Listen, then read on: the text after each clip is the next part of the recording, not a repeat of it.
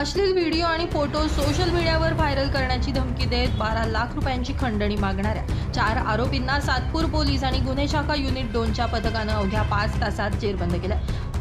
2 April 2026 रोजी Satpur police ठाण्यात एका ज्येष्ठ नागरिकानं दिलेल्या तक्रारीवरून गुन्हा दाखल करण्यात आला।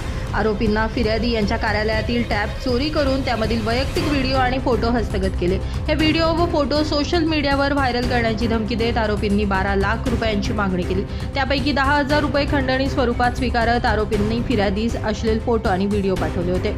प्रकरणाचं गांभीर्य लक्षात घेऊन सातपूर पोलीस ठाणे आणि गुन्हे शाखा युनिट 2 अशी 2 तपास पथकं तयार करण्यात आली। तांत्रिक विश्लेषण आणि स्थानिक माहितीच्या आधारे आरोपींचा शोध घेण्यात आला। तपासादरम्यान आरोपी आडगाव शिवारातील 10वा मैल परिसरात असल्याची माहिती मिळाल्यानंतर पोलिसांनी सापळा रचला। आरोपी एका बंदगाळ्याच्या मागे लपून बसल्याचं आढळून आलं। पोलिसांनी चारही बाजूंनी घेराव घातला असता आरोपींनी पळून जाण्याचा प्रयत्न केला, मात्र पथकानं पाठलाग करून 5 तासात त्यांना ताब्यात घेतलंय।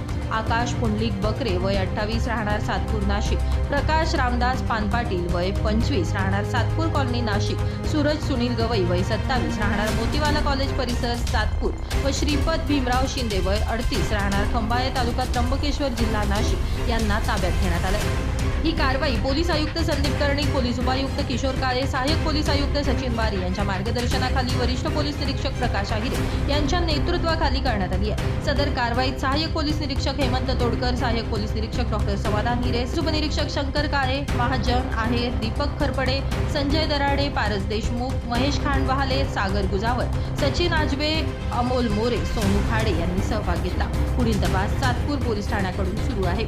नितीन चव्हाण, महाराष्ट्र 24 न्यूज, सातपूर।